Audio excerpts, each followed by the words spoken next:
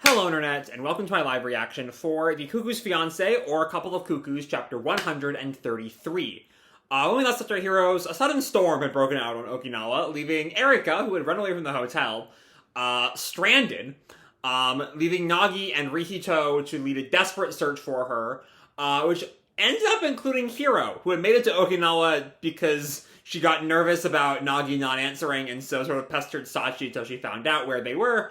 And once Hiro arrives, there's a brief moment where she acts like she wants Nagi to sort of abandon Erika and let the police handle it, so they can sort of stay together, before she sort of drops that momentary cruelty and joins in the hunt, being the one who ends up finding Erika. And after, hiding away in a building to wait out the storm and letting Nagi know where they are, Erika and Hiro decide it's time to have a little chat. And that's where we leave off. So let's dive right on into the 133rd foul, but even so, I love him anyway. And our picture here continues the theme of fancy party dresses, with Hiro in this very short dress at a bar, which is very much under her age. Girlfriend and fiancé. Taking shelter alone together, they open their hearts about Nagi. But instead of dealing with that, we open at the hotel with Rihito commenting, "It's no wonder I felt like something was off." And I don't know what that's about at all, but Nagi questions, "Off? That's not the Erika that I know. Whenever I'd seen her at parties before, she always seemed bored. And before you knew it, she'd be gone." Which ties into something that the series only sometimes really gets at, this idea that, and it's always like my favorite Erika moments, the notion that Nagi's presence is what has sort of made Erika, or has sort of opened up, genuine joy into Erika's life. She had everything, but only now has been able to find friendship. I'm not subtle about my love for this character. But Nagi's just stunned. Huh? No way. But just yesterday, she seemed so used to it, and even gave the speech and everything.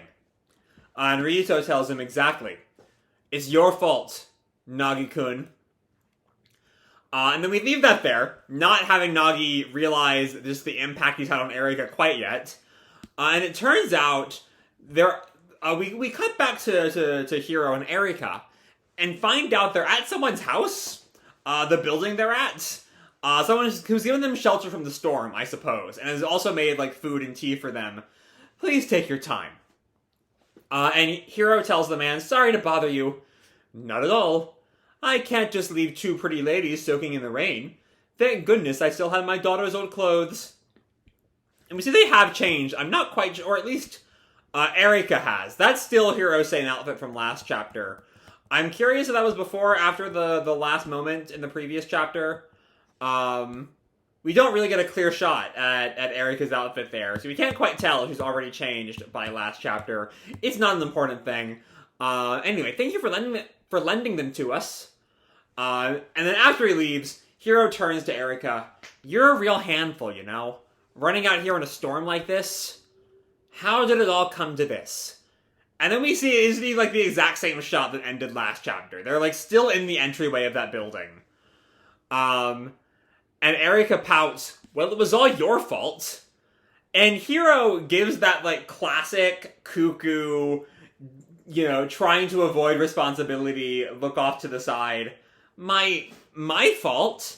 Yeah. And Hiro sort of doesn't really address that, and Erika goes on, "I hadn't planned on coming to Okinawa at first." And Hiro turns to her. "Oh, really? I thought for sure that you were trying to get the jump on me with Umino-kun. Just kidding." It's a recurring thing we're seeing with Hiro in this arc, that constant "just kidding." We saw it last chapter, whenever she expresses herself and kind of pulls back. And I feel like we maybe have seen that. I mean, Eric, blah, blah, blah, blah, blah, words. Hiro is the tease. Hiro is kind of, the sort of, toying with people's feelings we've seen before, as a way of, masking her own. But I feel like the "just kidding" is not how she normally expresses it. Might be a minor thing, but it's something worth paying attention to. But anyway, Erika's like almost offended at that. What? If anything, you got it backwards. I didn't think Nagi-kun would come. I mean, normally, even if my dad tells me to, I turn him down. And even if he drags me over, I don't normally do greetings and stuff at the party. I tried not to get involved with anybody there as much as I could. Nobody could see me as anything but the daughter of a hotel magnate after all, even though I'm my own person. So yeah, we really are like going straight at like the biggest insecurity of Erika's from the start of the series, that that sort of lack of friendship, that sort of lack of, like the way it's presented here is almost a lack of personhood. And Hiro turns to pay attention to her as Erika goes on, but I knew that I couldn't keep that up. I thought that it was time I straightened up and faced my own path. And we see that moment from back in 124, I think it was, where she hides from Hiro and Nagi as they walk home together. That since you two found happiness, I had to face it myself, too. Oh, and she's presenting it as taking in, as opposed to seeing her father as a being outside of her, to seeing that identity as part of her. I'm the daughter of a hotel baron. That's a part of who I am too. Sort of no longer running from the past. I'm not quite sure that really deals with, I don't know, I can see the sort of face my own path bit. I don't know, it's because maybe I'm trying to tie this line into the larger themes of engagements, because Nagi and Hiro dating is defying the parental engagements, whereas Erika's whole thing is falling into it here. She's the daughter of a hotel baron, that's who she is. I'm not quite seeing the connective tissue. If I, you know, don't think too hard about it, it almost tracks. So I'm not quite sure it really does. Oh, and meanwhile, Nagi is off giving Rito the basic plot summary of the series. You and Erika were switched at birth? And we see her looking like dumbstruck. Yes. So, in other words, Erika is actually the daughter of some poor diner owners. You're actually the son of a rich hotel baron. And because of the succession to the Amino group, your parents arranged a marriage between you two? Nagi just like sort of waves his hand. Sorry for being so confusing. And Rito goes like full like head and hands here. Fate is a fickle mistress. Poor Erika's great too. And they both share this little fantasy of like ragamuffin Erika, her dress held together with like random patches. If you're going to take pity on me, then put your money where your mouth is. And Nagi's just shocked at this sort of attraction like that. Huh. And Rito sort of like collects himself. So that's how things are. And Nagi's just sort of confused. What now? And then he sees something moving in the... Is that Sachi? Is Sachi also here? Because it's either... I think it's either Sachi or I in this bush. Or Soichiro being fucking weird. I'd put nothing past that man. But Nagi questions, what was that? And then we cut back to the girls, as Erika's continuing, and that's how I decided that coming to Okinawa would be good for me. But I haven't had to entertain guests at a party before, you know? Just making rounds, wandering aimlessly alone was tough work. We were scheduled to leave before the storm came today, but amidst all of that, I said some things that I never even thought before. You said them, or maybe the scumbag line, but her thought here is to Nagi's, I should be the one to stand by her side. Because, you know, that's what's really on her mind, is the reason she ran away was to not deal with those feelings that Nagi has burst into the open.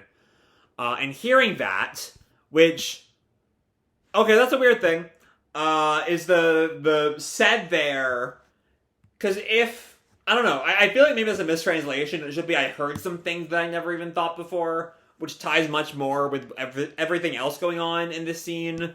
I don't know. And hearing that, I didn't know how I could face Nagi-kun after that. In the confusion, I ran away from the hotel. Which, yeah, basically everything I was saying was a motivation. What do I do? What do I do? But Nagi comes around the entrance. And then the storm came in. And Hiro just nods, so that's how, huh? So in other words, you want Umino-kun and me to break up. And Erika's like not willing to just straight up say that to her face. I didn't say that. What I'm trying to say is... And she just yells, there's something wrong with Nagi-kun. Alright, sure. Yeah, I mean, sure, there's something wrong with all of you. It's called being children. But yeah, sure. And Hiro questions, In the first place, him coming to Okinawa with me wasn't part of the plan. He already has you, doesn't he? And Hiro just sort of notes, I guess he could have turned you down, saying that's just what your parents wanted. But you know how he's like that sometimes. Suddenly he decides he has an interest in the world he doesn't know, and then he starts spouting some incomprehensible logic. And I think I was wrong. It was not a man who's taking care of them, it's an older woman. But she's like listening in, my, like laughing at this young love antics. And I think this is Hiro's. I know, right? Sometimes it's hard to tell if he even has feelings. And Erika joins in. One moment he's being all wishy-washy with you. Oh, I have a feeling, given the way we're like alternating both of these characters, who's saying what as they sort of roast Nagi, I think the title line is going to be both of them at the same time. That's my theory. One moment he's being all wishy-washy with you, and the next he's offering to help you. And Hiro picks up, and how he surprises you with ridiculously sudden and bold declarations. I really think you should pay attention to others' feelings more. Exactly. And they both pause, and I was right, our money shot, as they both say, at the exact same time. But even so, I love him anyway. And once again, you know, Yoshikawa's attention to detail here is great. And just, like, yeah, this is a series about, that really, really digs into the complicated feelings around a sort of high school romance. And this sort of frustration, but also deep love, is kind of part and parcel with that. And both of them look at each other. They have very different emotions on their face in response to hearing the other repeat their word. With Hiro, it's pure shock. And with Erika, it's embarrassment. Like, and part of that is like that she said that to Nagi's girlfriend, which is an awkward situation. But yeah, they're both sort of dealing with both of their feelings being fully out in the open, no more implications. And Hiro just notes, so you finally accepted it. Would you rather have us break up after all? Okay. So again, this feels like the sort of thing my overwhelming thought all through this dating arc has been, I wish I understood what was going on in the fairy chapter, because that feels like it's so important to establishing where they are right now, and I just don't know what was going on in that chapter, because the translation felt so wonky. But the point being, putting that aside, this is Erika's final moment in a move that feels very climactic. Like, the manga very much is nearing an end. Because, you know, when the main couple is acknowledging their feelings for each other, that's kind of the moment that a series starts to come to an end. Well, let's see. Would you rather have us break up after all? And Erika just notes, maybe I do. Well, if you're going to say that, then I'd rather that he stop living together with his fiancée. And we see with that, I love the sort of symbolism there. With that admission, the sky is starting to clear, the storm is over. But Erika lets out a shocked, what? Which also feels a bit of you know, a classical Hiro tease. The whole, here's what I want, but also I feel like she's like just a second away from sort of like taking a step back with that. And all of a sudden, before they get back, a snake and a mongoose, those traditional enemies, have teamed up to chase Nagi. Oh, it's a metaphor. I see the metaphor now. Because Nagi's like, why am I being attacked by a snake and a mongoose? I don't know. Divine punishment? They lock on to their feelings for Nagi. You bad boy, you. Because Erika and Hiro, who should be romantic rivals, have now teamed up to pursue Nagi. Romantically, as opposed to devouring him. But still, I get the concept here. Okay. So I really like this chapter. It's just a sweet bit.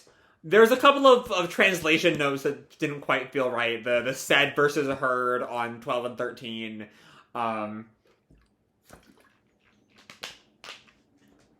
But, like, this is the moment I feel like so much of the specificity of Yoshikawa's work has really, like, pays off in this scene.